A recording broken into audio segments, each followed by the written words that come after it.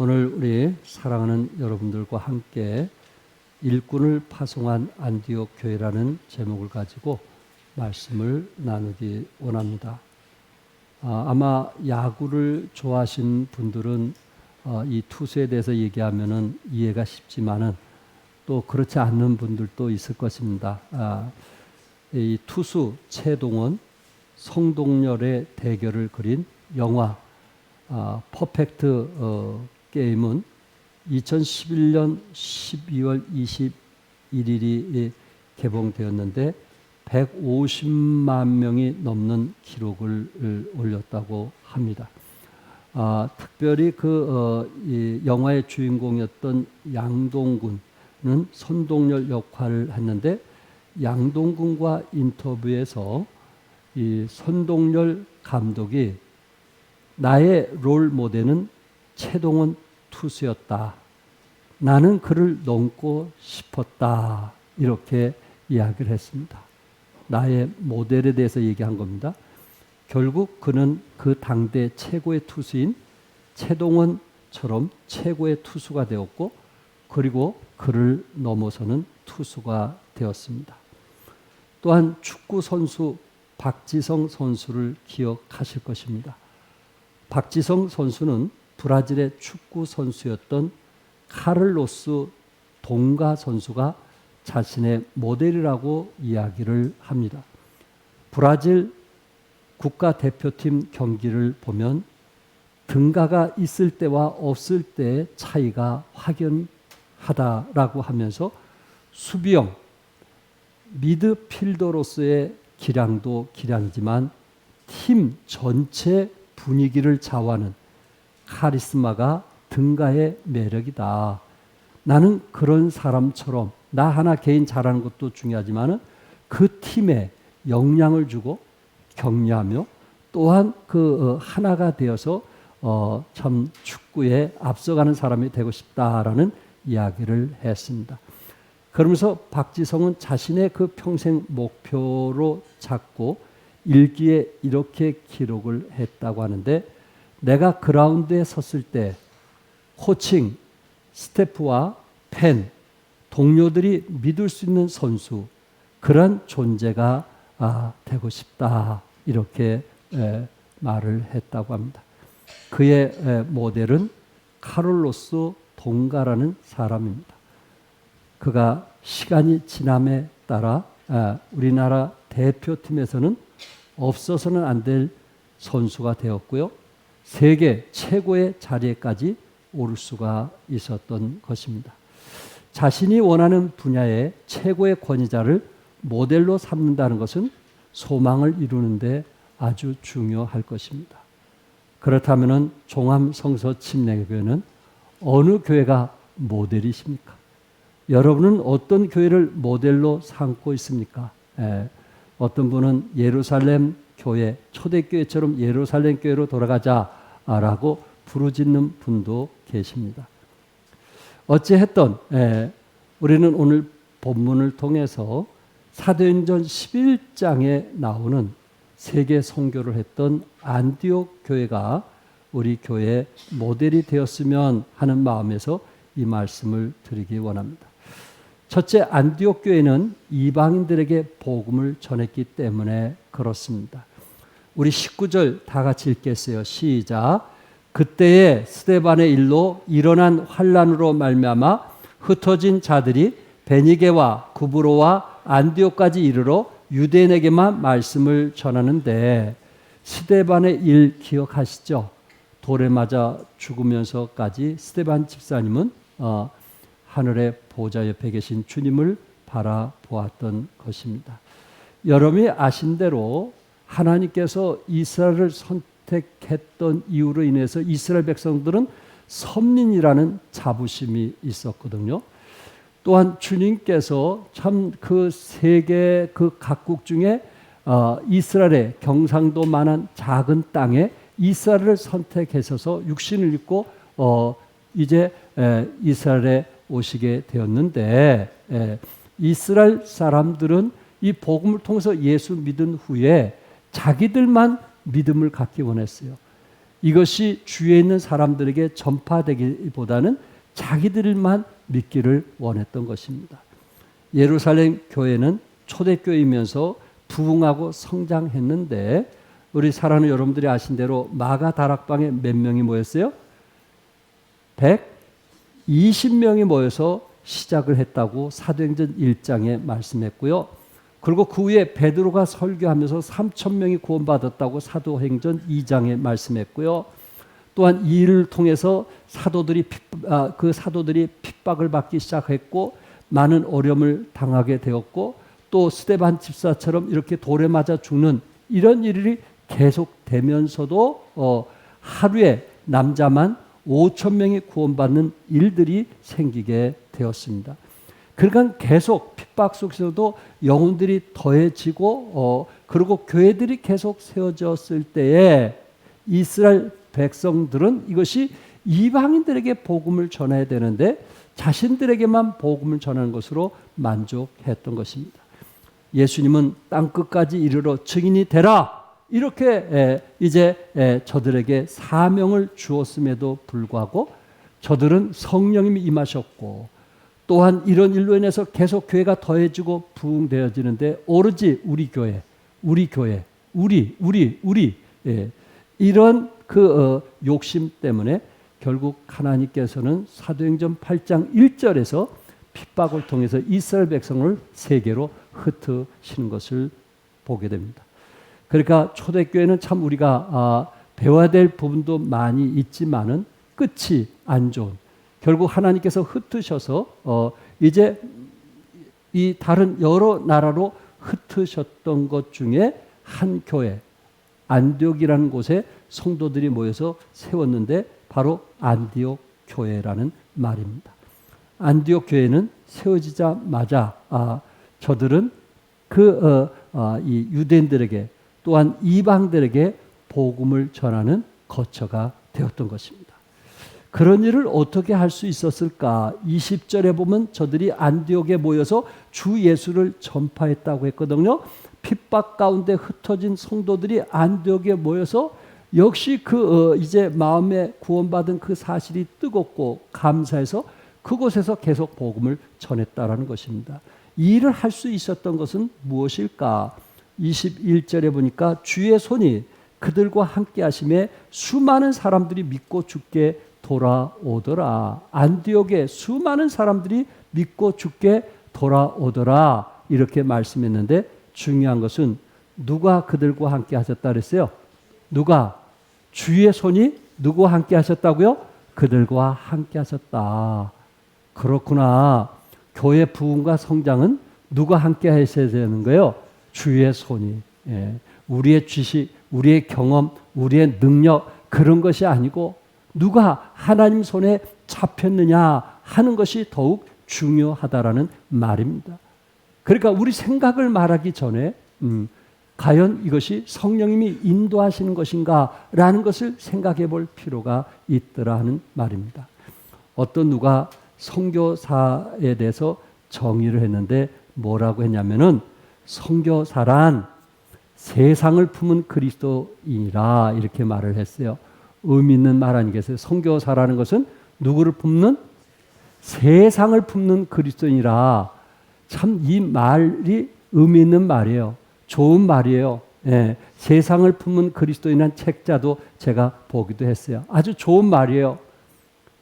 다시 말해서 여러분과 제가 진정한 선교사와 같은 삶을 살기를 원한다면은 일꾼 같은 삶을 살기를 원한다면은 여러분과 제 마음이 세상을 품을 수 있는 사람이 돼야 된다는 거예요. 그래야 선교가 가능한 거예요. 우리의 가슴이 넓어야 되는 거예요. 우리의 생각이 넓어야 된다는 거예요.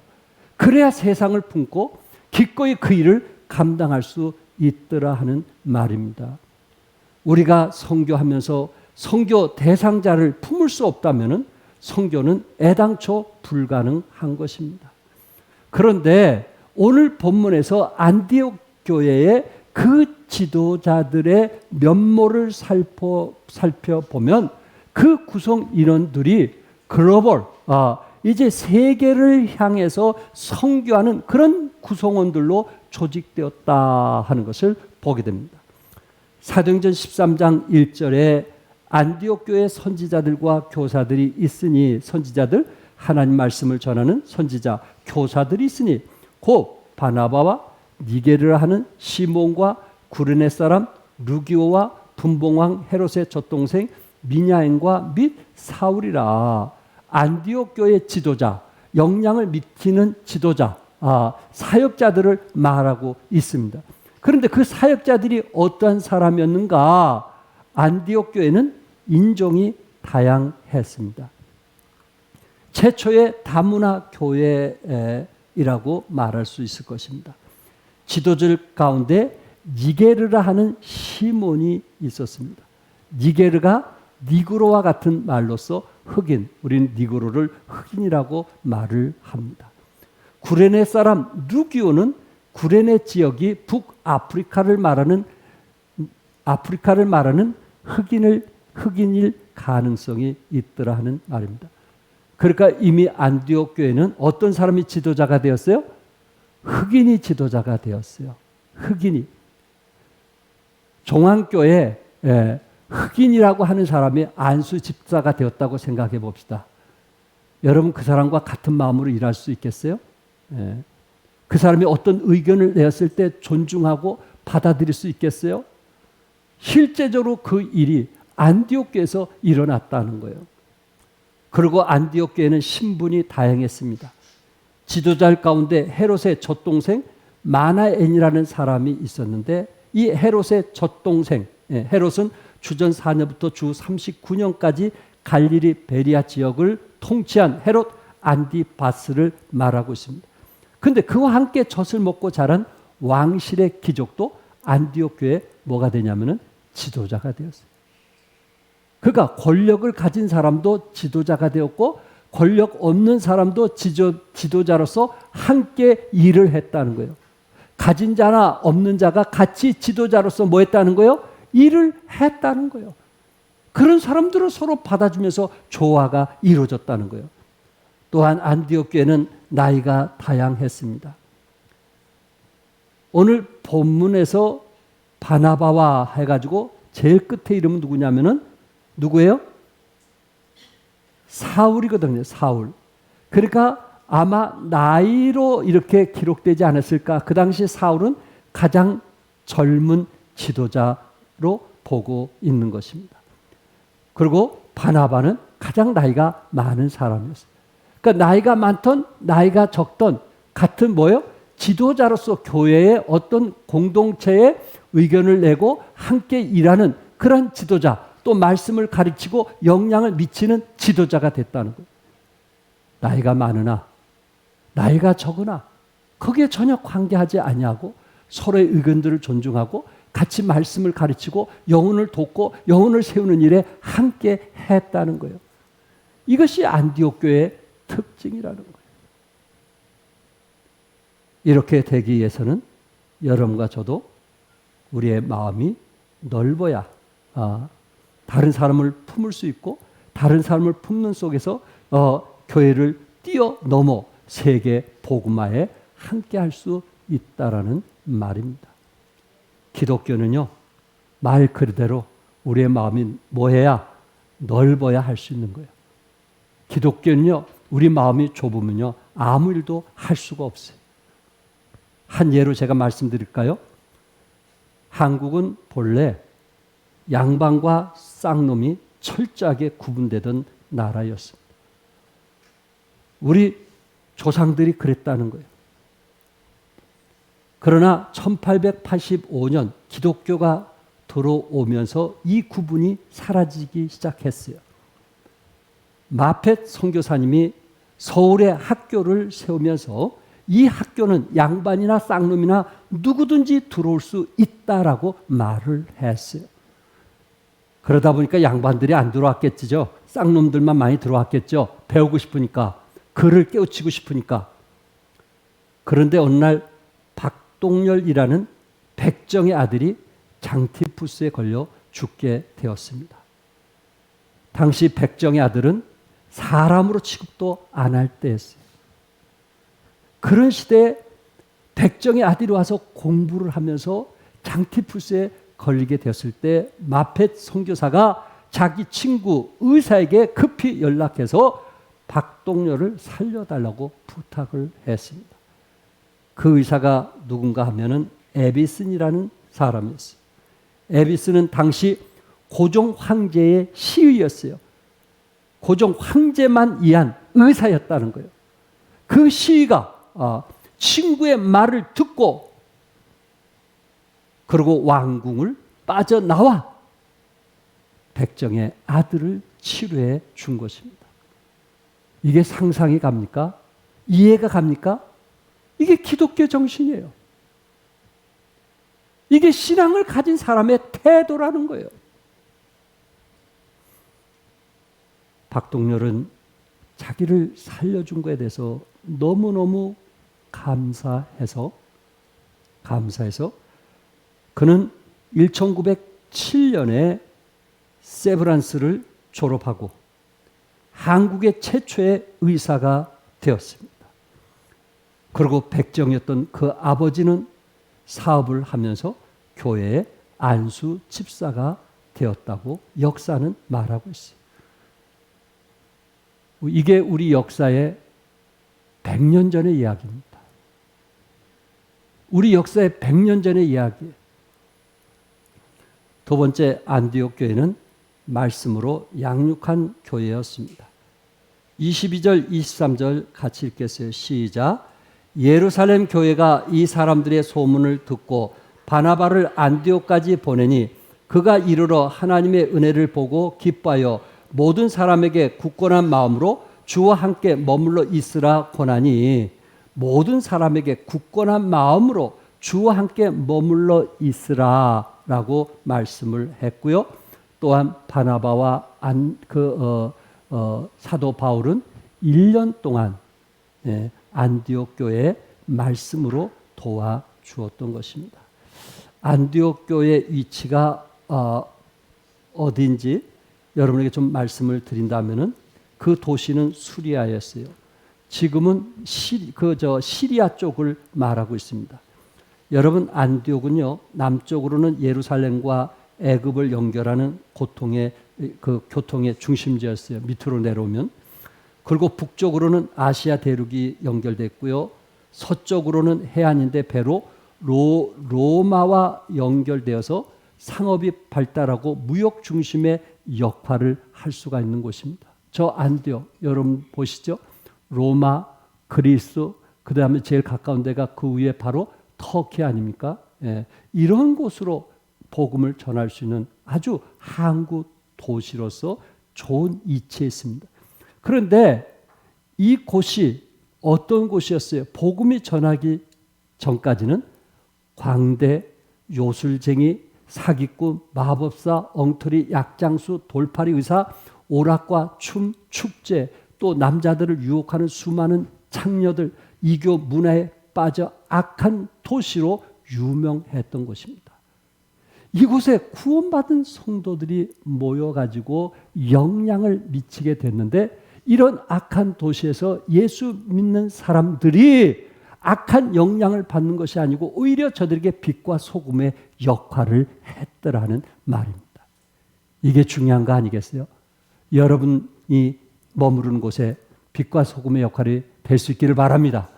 그곳에 변화가 일어날 수 있기를 바랍니다. 그래서 바나바가 그 사역을 해야 되는데 예루살렘에서 파송해서 이제 안디옥으로 가면서 바나바가 그 사역을 하는데 혼자 감당할 수가 없었던 거예요. 그래서 25절과 26절에 바나바가 사울을 찾으러 다소에 가서 만남에 안디옥에 데리고 와서 둘이 교회 1년간 모여서 큰 무리를 가르쳤고 제자들이 안디옥에 비로소 그리스도인이라 일컬음을 받게 되었더라. 큰 무리를 뭐 했어요? 가르쳤어요. 바울은 가르치는 걸 좋아하잖아요.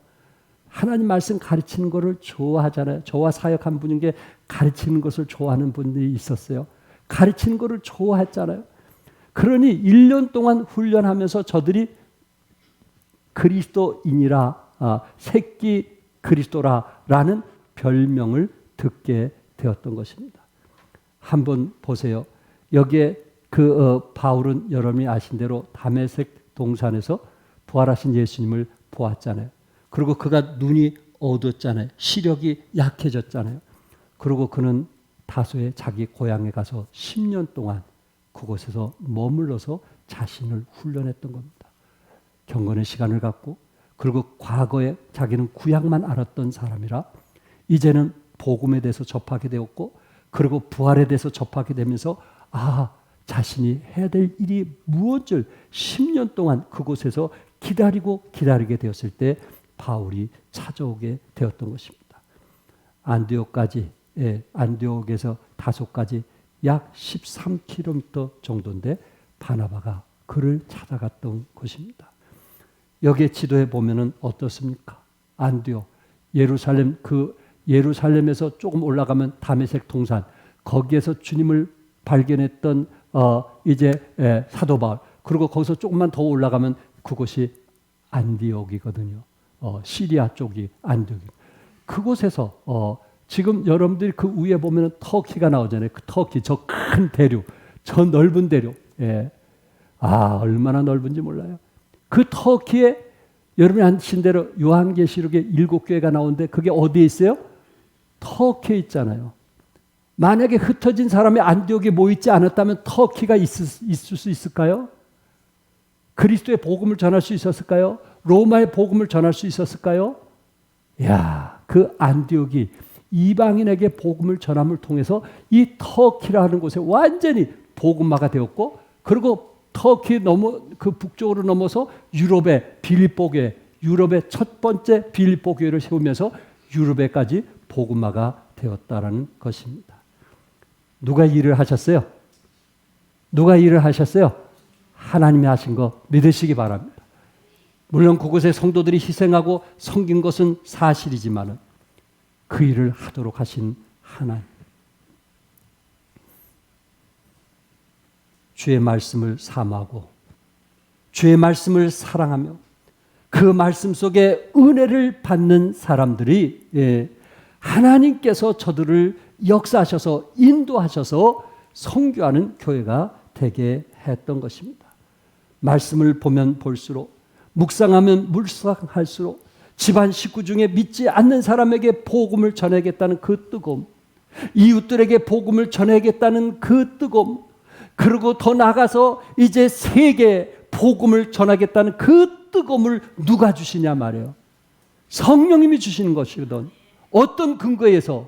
말씀의 근거에서. 하나님의 말씀을 멀리하는 사람은 선교하는 척은 할 수 있지만은 그것을 기쁨으로 받아들일 수가 없는 거예요. 이유가 많아요. 그러나 하나님의 말씀을 아는 사람은 하나님께서 원하는 것이 무엇인 줄 알기 때문에 그 일을 기쁨으로 헌신하고, 또한 그 일을 행하시는 분은 하나님이시오, 사람들을 모시는 분도 하나님이시오, 또한 그 일을 앞서 행하시는 분은 하나님이라는 사실을 알기 때문에 그 일에 기쁨으로 순종을 하게 되는 것입니다. 종안교회도 말씀에 근거해서 지금까지 순종해 왔습니다. 때로 어떤 분은 지식으로는 아는데 설교를 위해서 희생하려고 하지 않는 분도 없지 않아 있을 것입니다. 말씀에 기초가 없고 확신이 없는 사람은 흉내는 낼 수 있어도 그것이 마음에 와닿지를 않습니다. 그러나 하나님은 말씀을 통해서 땅끝까지 복음을 전하기를 원하시는 것입니다. 제대로 선교하려면 반드시 우리는 하나님 말씀과 함께 병행해야 됨을 말씀하고 있습니다. 선교를 통해서 안디옥 도시의 사람들의 가치관이나 결혼관이나 인생관이나 물질관이 변하게 되었습니다. 또한 안디옥의 그 성도들의 생각과 말과 행동이 변화되기 시작했습니다. 세상은 악했지만은 저들은 거룩한 삶을 살았던 것입니다. 안디옥 도시에 사는 사람들은 예수님을 믿는 사람들이 자신보다 도덕적으로 윤리적으로 수준 높은 삶을 사는 것을 보았습니다. 비록 이스라엘에서 먼 곳까지 이민해서 가진 것 없이 떠났기 때문에 남의 집에 종이나 하인이나 가난한 삶을 살았지만은 세상 사람과의 삶은 달랐다는 거예요. 도덕적인 수준은 달랐다는 거예요. 그래서 세상 사람들이 저들에게 그리스도인이라 라는 별명을 붙여 주었던 것입니다. 너희들은 세상에 속한 사람이 아니고 누구에 속한 사람이라? 그리스도께 속한 사람이라 라는 말입니다. 저들은 말씀에 근거해서 순종했고 말씀에 근거해서 전도했고 복음을 전했고 또한 저들은 세상에 유혹을 받은 것이 아니고 거룩한 삶을 살았다. 이렇게 말씀하고 있습니다. 끝으로 세 번째 안디옥 교회는 뭐하는 교회였어요? 선교하는 교회였습니다. 우리 1절부터 3절인데 이 3절 우리 같이 한번 읽을까요? 다 같이 시작. 주를 선교 금식할 때에 성령이 이르시되 내가 불러 시키는 일을 위하여 바나바와 사울을 따로 세우라 하시니 이에 금식하며 기도하고 두 사람에게 안수하여 보내니라. 파송할 때 여기에 안수하고 보냈다 이렇게 성경은 말씀하고 있거든요. 그런데 중요한 것은 안디옥 교회 성도들에게 아주 중요한 것을 여기서 발견할 수 있는 것은 뭐냐면은 성령이 이르신 거에 대해서 들었다는 거예요, 안 들었다는 거예요? 성령이 인도하시는 대로 따랐다는 거예요, 안 따랐다는 거예요? 따랐다는 거예요. 성령이 이르시되, 성령이 이 일은 하나님이 하시는 일이기 때문에 누구의 인도에 따라 해야 돼요? 성령님의 인도에 따라 하는 거예요. 안디옥 교회는 성령이 이르신 대로 순종을 했어요. 이게 특이한 거예요. 예. 그 사도행전 13장에서 계속해서 나오는 키워드가 뭐냐면은 성령님이거든요. 13장 1절에 주를 선교 금식할 때 성령이 이르시되, 누가 이르시되? 성령이 이르시되. 4절에서 두 사람이 성령의 보내심을 받아, 성령의 보내심을 받아. 9절에서 바울이라 하는 사울이 성령이 충만하여, 뭐가 충만하여? 성령이 충만하여. 모든 것들이 성령님으로 시작해서 성령님으로 끝나게 되는 것입니다. 성령님은 지시했고 그리스도인들은 그 말씀에 뭐 했어요? 순종했습니다. 아멘. 여러분과 제가 지금까지 일을 해오면서 우리는 누구의 인도에 따랐어요? 성령님의 인도에 따랐어요. 이러면 절대 사람끼리 부딪히지 않아요. 상처받을 일이 없어요. 성령님이 그 일을 하셨으니까. 그런데 사람이 그 일을 하면 힘들어요. 우리는 누가 하게 하셔야 돼요? 성령님이 하게 하셔야 돼요. 막는 것도 누가 막아야 돼요? 성령님이 막아야 되고, 가게 하는 것도 누가 하게 해야 돼요? 성령님이 하게 하셔야 돼요. 우리 안에 성령님 계신 거 믿으시면 아멘 하세요. 그분이 나의 삶의 주인이 돼서 이끌어 가도록 해야 되는 거예요. 저는 종안교회에 와서 그동안 우리 김대견 선교사님과 또한 목사님과 또한 사모님들 또한 우리 전도사님들을 배출할 수 있었던 것은 전적인 이곳에 계신 집사님과 성도들의 희생과 사랑으로 해서 이루어졌다고 말씀을 드리고 싶습니다. 이렇게 이분 저분 또 학생 시절에 교사로 수고했던 교사들이 여기 계시고 청년부에 수고했던 교사들이 여기 계십니다. 여러분들의 그 수고와 희생이 어떤 사람을 만들어 갔고 또한 그분들이 이제 흩어져서 주어진 속에서 사역들을 아름답게 하고 있습니다. 여러분들의 희생과 수고에 다시 한번 감사드리고 또 여러분의 이 격려, 때로 물질적으로 기도로 이렇게 해서 많은 분들이 종안교회에서 배출했다는 것에 대해서 다시 한번 감사를 드립니다. 그러나 그 일은 여기서 끝이 나서는 안 될 것입니다. 하나님의 지상 사명은 계속되어야만 할 것입니다. 그것이 우리가 말씀에 순종하는 것입니다. 선교하는 교회가 되기 위해서 첫째, 예배가 살아야 됩니다. 2절에서 주를 섬겨 금식할 때에 주를 저들은 섬겼다, 서빙했다라는 것은 워십, 예배를 드렸는데 저들은 금식하면서 예배를 드렸다고 그랬어요.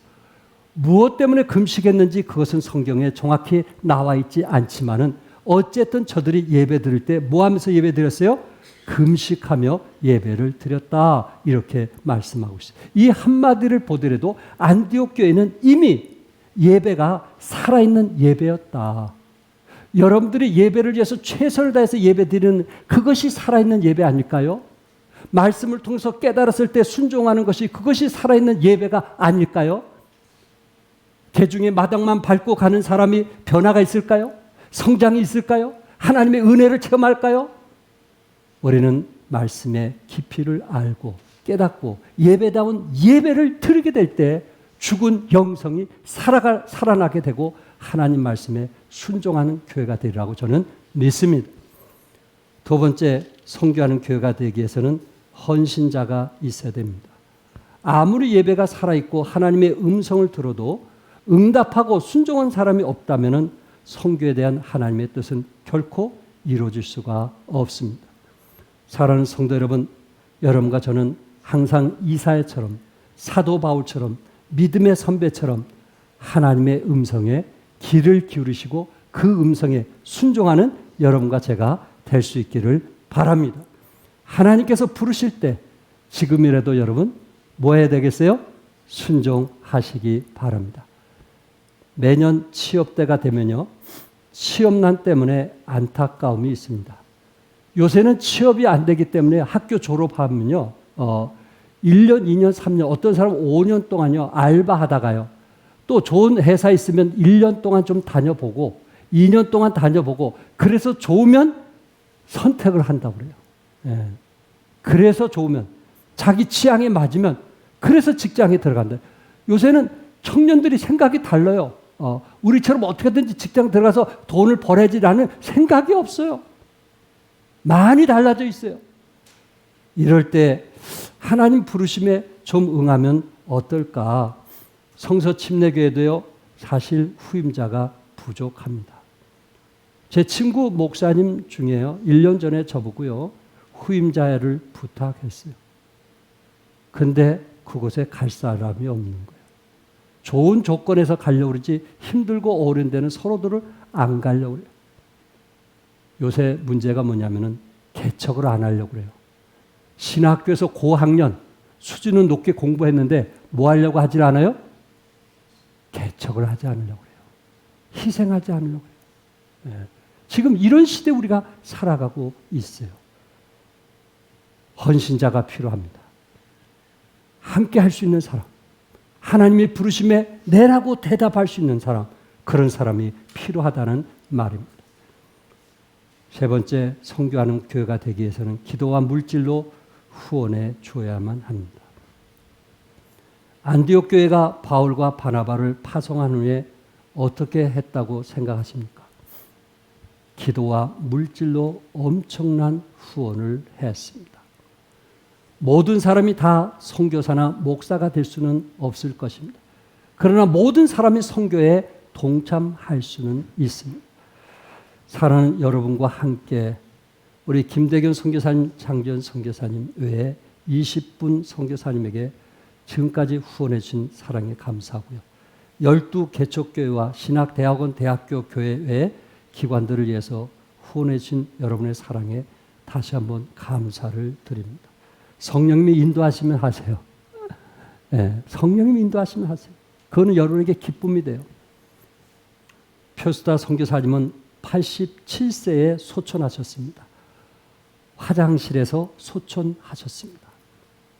한국에 56년 동안 선교 사역을 하신 분이고 미국에 돌아오면 평생 동안 먹고 사는데 지장이 없겠다고 선교부에서 그렇게 얘기했음에도 불구하고 한국에서 죽겠나라고 해가지고 지금 행당성서 침례교회 뜰 안에 그곳에 묻혀 계십니다.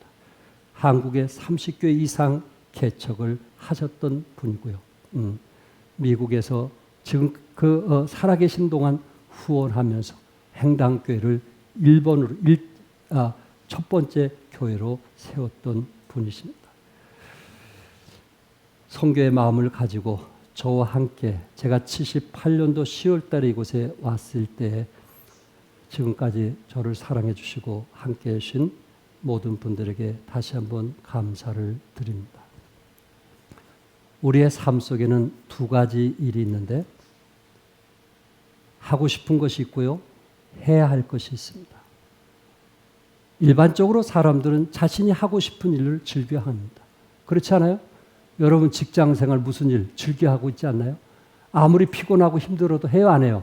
하지요. 그 다음날 아침에 일어나면 직장 가요, 안 가요? 가지요. 나이가 많건 적건 자기가 하고 싶은 일은 즐겨합니다. 예, 누가 뭐래도 해요. 그거는. 예. 반면에 해야 할 것은 꺼리끼는 경향이 있습니다. 하고 싶은 것은 자기가 좋아하는 것이기에 하지만 해야 할 것은 반드시 자신의 의지와 결단이 필요합니다. 자신이 하고 싶은 일만 쫓는 사람은 후회로 이어질 것입니다. 그러나 힘들고 어려도 해야 할 일을 성실하게 감당하면 여러분의 인생은 더욱더 아름답고 꽃이 피게 될 것입니다. 사랑하는 성도 여러분, 우리 종안교회는 하고 싶은 일을 하는 게 아니고 무슨 일을 하는 사람들이에요? 해야 할 일을 하는 거예요. 하나님께서 원하는 일을 하는 것입니다. 한 예를 들고 마치려고 합니다. 아펜젤로 선교사님. 1885년에 인천항에 입국해서 그분이 선교 일을 한 것은 17년 동안 일을 했습니다. 표스다 선교사님에 비하면 적은 횟수죠. 그런데 이분을 통해서 감리교회를 세우는 놀라운 역사가 일어나게 되었습니다. 사진에 보면 인천 성서 침례교 그 도로에 여러분이 보시는 오른쪽에 그것이 박혀져 있고요. 또 하나는 기념관인데 정동교에서 100여 명이 헌금해갖고 기념관을 저렇게 아름답게 세웠습니다. 1902년 6월 10일 아펜젤로는 목포에서 열리는 성경 번역 모임을 참석하기 위하여 인천에서 목포로 배를 타고 가는 도중에 일본 배와 부딪혀서 거기서 순교를 했습니다. 당시 1층 1등실에 있었기 때문에 얼마든지 탈출할 수도 있었는데 살 수도 있었는데 지하 3층에 있던 정신요고 학생과 통역을 하던 사람을 구하기 위해서 배 안에 지하로 일부러 들어갔다가 결국 나오지 못하고 순교를 했다고 합니다. 그의 시신은 아직도 찾지 못하고 양화진에 비문만 세워졌습니다. 한 사람의 희생, 하고 싶은 것을 위해서 산 사람 아니고 해야 할 일을 위해서 이제 자기 자신이 들여졌기 때문에 그를 통해서 대한민국의 많은 영혼들이 그리스도께 오는 영향을 미치는 사람이었습니다. 여러분과 저는 어떤 사람입니까? 우리는 그리스도 안에서 주님의 명령에 함께 순종하시고 성령님의 인도하심에 순종하는 여러분과 제가 되기를 주님의 이름으로 축복합니다. 기도하겠습니다.